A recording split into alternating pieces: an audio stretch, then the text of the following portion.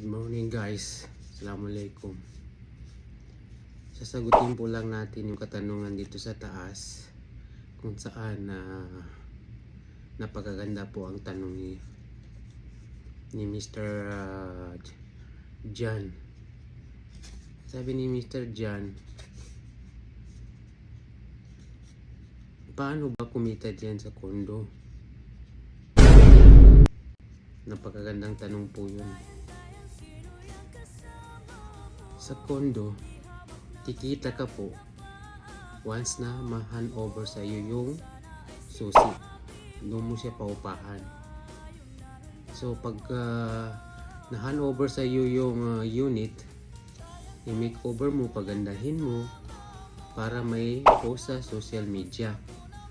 So doon po kumikita ang isang kondo. Pinapaupahan po daily. Meron din po siya long term.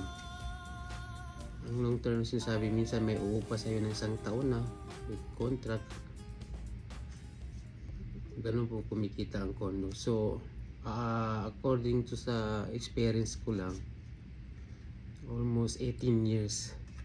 Siguro may ilan-ilan din nakakilala sa akin na pag nagpapaupa ka ng isang room, kita ka kahit papaano. Pero ang kagandahan sa kondo sa Pilipinas kaysa Saudi Arabia, hindi mapapasayo yung bahay, hindi mapapasayo yung room.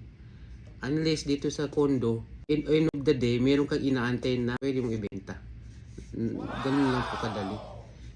Kaya mga mayayaman, lalo silang yung mayaman, kasi kumukuha sila ng mga ganitong klaseng negosyo, o di kaya malaki yung value ng pera nila end of the day. Someday, pwede nilang ibenta na mas malaki, hindi katulad nung pagkuha natin ng price. After ilang taon, yung value niya tumataas talaga, as in tumataas. Kaya lalo silang yumayaman. Yun lang po. Maraming salamat.